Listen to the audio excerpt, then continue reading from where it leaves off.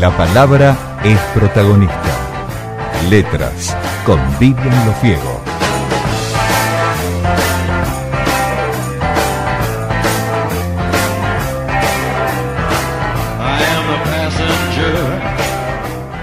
Bienvenida, Vivian. Hola, María Inés, ¿cómo estás? Bien, muy bien. ¿Vos? Bien, muy bien. Escuché lo que decías sobre el pequeño homenaje que le estás haciendo a Gustavo Cerati, que efectivamente hoy se fue. Así es, pero nos dejó un legado musical realmente muy importante. Por supuesto. Y bueno, hablando de quienes se fueron, justamente se celebran los 100 años del nacimiento de Julio Cortázar. Exacto. Y creo que tuviste una hermosa idea en querer que hablemos un poquito de él. Creo que se ha hablado muchísimo en estos últimos días sobre Cortázar, se difunden documentales en diversos canales, se leen textos a través de las redes, y creo que, bueno, me permito contar una pequeña experiencia personal y también ofrecerles a nuestros lectores como para homenajearlo, y yo creo que lo que más habla de un artista es su obra, tal cual, más que las anécdotas o la biografía, que en definitiva no suele ser tan importante como el legado que nos dejan, ¿no? Entonces, la idea es leerles un extracto de un cuento que para mí es maravilloso, que se llama El otro cielo, que fue escrito, publicado en 1966, y que es parte del libro de cuentos Todos los fuegos el fuego. Y lo que les voy a decir antes de leerles este pequeño extracto, este cuento habla de la relación simultánea entre dos ciudades que son París y Buenos Aires, Buenos Aires y París, que fueron tan queridas y tan esenciales para Julio Cortázar.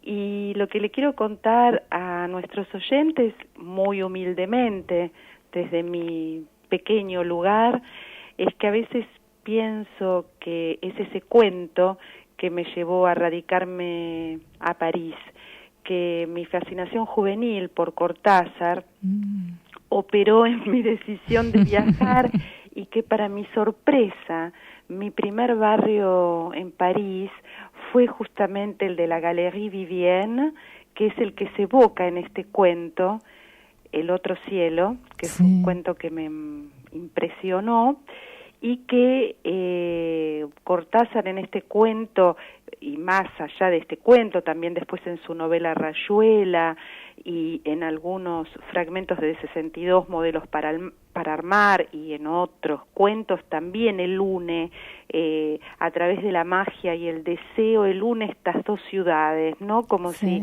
pasar de la una a la otra fuera un efecto casi mágico, ¿no? Como un niño que puede abrir una puerta, o como Alicia que pasa a través del espejo sin mayor necesidad de operaciones difíciles. Entonces, bueno, yo quería contarles, antes de empezar a leerles, que en este cuento es un cuento en el cual se evocan las galerías cubiertas de París. Esas galerías cubiertas fueron muy queridas por el poeta Baudelaire, luego fueron retomadas por Walter Benjamin, el filósofo, analizando, ¿no?, todo este fenómeno de estas galerías del siglo XIX. Y acá Cortázar reúne la Galería Güemes de Buenos Aires con la Galerie Vivienne de París, y en ellas, a través de estos recovecos y escaleras y buhardillas y recovecos raros, hay un homenaje encubierto al poeta Lautréamont, el joven poeta uruguayo que murió a los 27 años en París y que fue, bueno, uno de los grandes poetas, el autor de los cantos de Maldoror, uno de los poetas malditos que tanto inspiró a posteriori a poetas como Alejandra Pizarnik, por ejemplo, entre otros. Bueno, entonces, como sé que tenemos pocos minutos, yo les voy a leer entonces un fragmento de El otro cielo. Buenísimo. Me ocurría a veces que todo se dejaba andar, se ablandaba y cedía terreno, aceptando sin resistencia que se pudiera ir así de una cosa a otra. Digo que me ocurría, aunque una estúpida esperanza quisiera creer que acaso ha de ocurrirme todavía. Y por eso, si echase a caminar una y otra vez por la ciudad, parece un escándalo cuando se tiene una familia y un trabajo.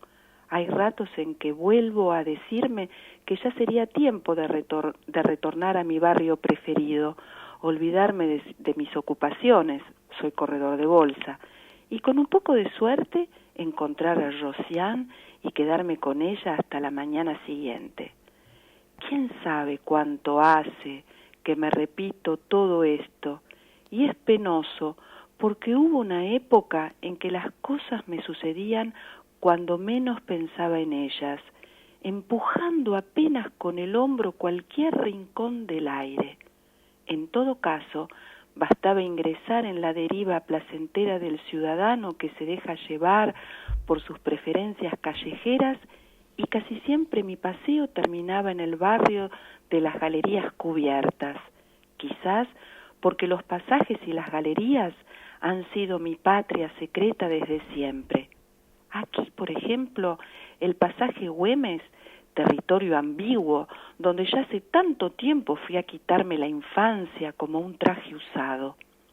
Hacia el año 28, el pasaje Güemes era la caverna del tesoro en que deliciosamente se mezclaban la visión del pecado y las pastillas de menta, donde se voceaban las ediciones vespertinas con crímenes a toda página y ardían las luces de la sala del subsuelo donde pasaban inalcanzables películas realistas.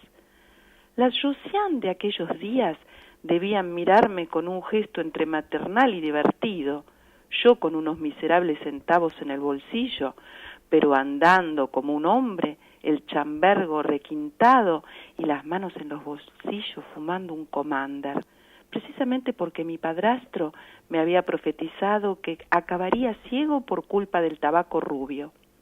Recuerdo sobre todo olores y sonidos, algo como una expectativa y una ansiedad.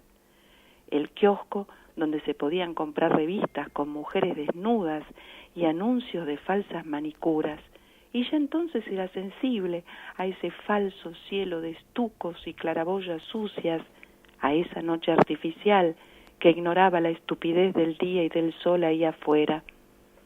Me asomaba con falsa indiferencia a las puertas del pasaje donde empezaba el último misterio. Todavía hoy me cuesta cruzar el pasaje Güemes, sin estremecerme irónicamente con el recuerdo de la adolescencia al borde de la caída. La antigua fascinación perdura siempre. Y por eso me gustaba echar a andar sin rumbo fijo, sabiendo que en cualquier momento entraría en la zona de las galerías cubiertas, donde cualquier sórdida botica polvorienta me atraía más que los escaparates tendidos a la insolencia de las calles abiertas. La Galerie Vivienne, por ejemplo, o Le Passage de Panorama con sus ramificaciones, sus cortadas, que rematan en una librería de viejo o una inexplicable agencia de viajes, donde quizá nadie compró nunca un billete de ferrocarril. Ese mundo que ha optado por un cielo más próximo, de vidrios sucios y estucos con figuras alegóricas que tienden las manos para ofrecer una guirnalda. Esa Galerie Vivienne a un paso de la ignominia diurna de la Rue Rumur y de la Bolsa. Yo trabajo en la Bolsa. ¿Cuánto de ese barrio ha sido mío desde siempre? Desde mucho antes de sospecharlo, ya era mío, cuando apostado en un rincón del pasaje Güemes, contando mis pocas monedas de estudiante, debatía el problema de gastarlas en un bar automático o comprar una novela y un surtido de caramelos en su bolsa de papel transparente, con su cigarrillo que me nublaba los ojos y en el fondo del bolsillo, donde los dedos lo rozaban a veces, el sobrecito del preservativo comprado con falsa desenvoltura en una farmacia atendida solamente por hombres, y que no tendría la menor oportunidad de utilizar con tanto poco dinero y tanta infancia en la cara. Mi novia, Irma, encuentra inexplicable que me guste vagar de noche por el centro o por los barrios del sur, y si supiera de mi predilección por el pasaje Güemes, no dejaría de escandalizarse. Para ella, como para mi madre, no hay mejor actividad social que el sofá de la sala, donde ocurre eso que llaman la conversación, el café y el anisado. Irma es la más buena y generosa de las mujeres. Jamás se me ocurriría hablarle de lo que verdaderamente cuenta para mí. Y en esa forma llegaré alguna vez a ser un buen marido y un padre, cuyos hijos serán de paso los tan anhelados nietos de mi madre.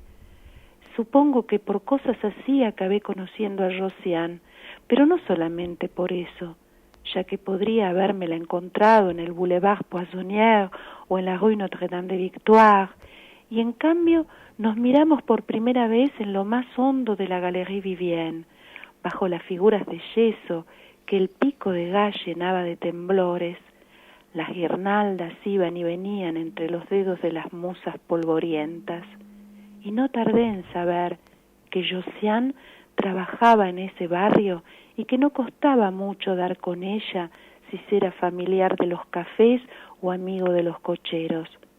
Pudo ser coincidencia, pero haberla conocido allí mientras llovía en el otro mundo, el del cielo alto y sin guirnaldas de la calle, me pareció un signo que iba más allá del encuentro trivial con cualquiera de las prostitutas del barrio. Después supe que en esos días Josiane no se alejaba de la galería, porque era la época en que no se hablaba más que de los crímenes de Laurent, y la pobre vivía aterrada. Algo de ese terror se transformaba en gracia, en gestos casi esquivos, en puro deseo. Recuerdo su manera de mirarme entre codiciosa y desconfiada, sus preguntas que fingían indiferencia, mi casi incrédulo encanto al enterarme de que vivía en los altos de la galería, mi insistencia en subir a su bohardilla en vez de ir al hotel de la Rue du Sentier. Ella tenía amigos y allí se sentía protegida. No sé si nos da el tiempo. Ahí estamos Por ya. eso yo... Pero divino cómo, tenés razón, cómo va y viene, hace un Buenos Aires, París, Buenos Aires con una gran facilidad, ¿no? Y acá donde yo me interrumpo es donde justamente aparece el personaje de Laurent, que es justamente el personaje de Lautréamont, ¿no? Sí. Y bueno, qué decirte, que mi vida parisina estuvo marcada por personas que fueron muy cercanas a Cortázar, que pude conocer muy bien, a Arnaldo Calveira, que fue tan querido por Cortázar, a Saúl Yurkiewicz, poeta argentino, mi maestro, que fue profesor mío en la Sorbona y que fue uno de los hijos adoptivos de Cortázar, y bueno, en fin. Fantástico, la verdad que un gran escritor y una gran persona, Julio Cortázar. Me maravilla como aún hoy seguimos descubriendo cosas de él y en él, ¿no? De su obra. Sí. Y creo que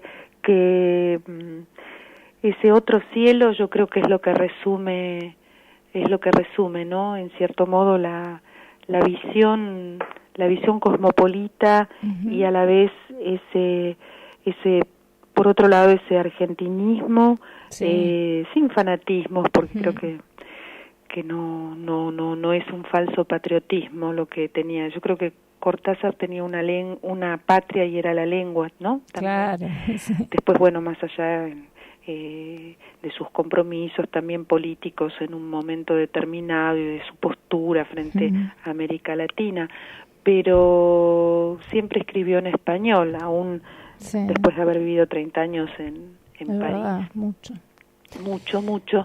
Pero bueno, digamos que fue un hombre y un autor maravilloso, y creo que invito a nuestros lectores a buscar este cuento y a que lo terminen de leer, y bueno, maravilloso que podamos a través de la radio también evocar a estos seres que tanto nos acompañan y nos acompañarán, como tal son cual, los artistas. Tal cual.